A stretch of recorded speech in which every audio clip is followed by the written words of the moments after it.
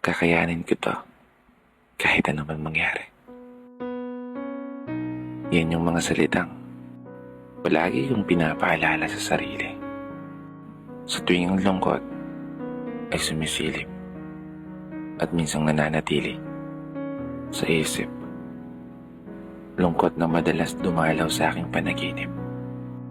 Lungkot na hindi mawala-wala kahit ano pang pilit na maging masaya at maging positibo sa bawat araw na ginuguhit yung mga gusto at mga plano.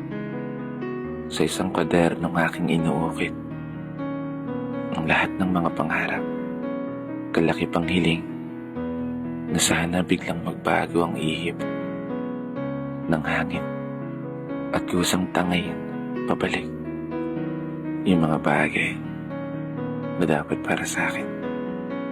Mga bagay na tanging naman ng panalangin.